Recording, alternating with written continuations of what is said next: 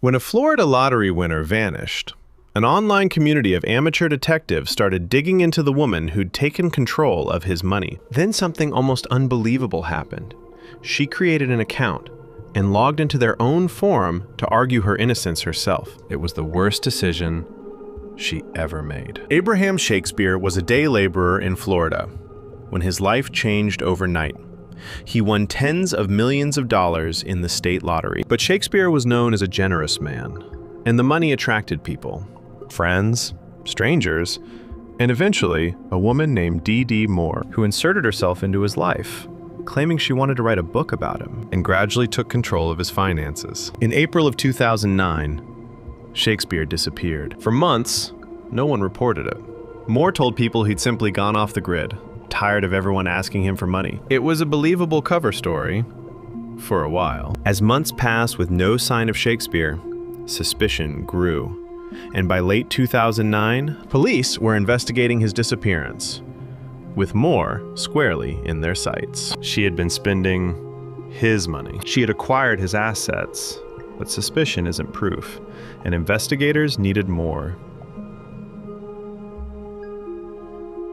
Meanwhile, a very different investigation was happening online. On websleuths, one of the internet's largest amateur crime discussion forums, users had picked up the case and started doing what they do best, digging through public records. The forum members were remarkably effective. They pulled property purchase agreements and financial records, tracing how Shakespeare's assets had moved.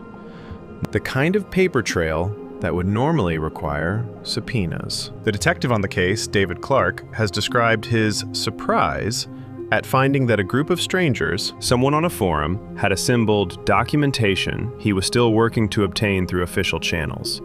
And then came the twist that made this case famous. D.D. Moore herself created an account on websleuths. First, under a false name, defending herself in third person, then engaging under her real identity, trying to refute what the forum was saying about her. The sleuths peppered her with questions she couldn't answer without lying, and the forum's owner alerted authorities, providing IP data showing that the so-called anonymous defender and D.D. Moore were posting from the exact same location. In January 2010, Shakespeare's body was found, buried beneath a concrete slab behind a house connected to Moore, purchased with his own money. In the aftermath, her behavior only dug the hole deeper.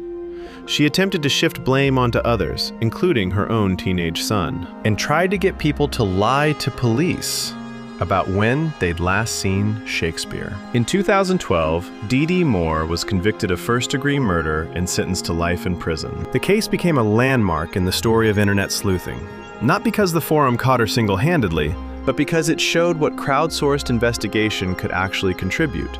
Real documents, real pressure, and in this case, a killer so rattled, she walked directly into the spotlight, trying to control the narrative. Detective Clark later summed it up.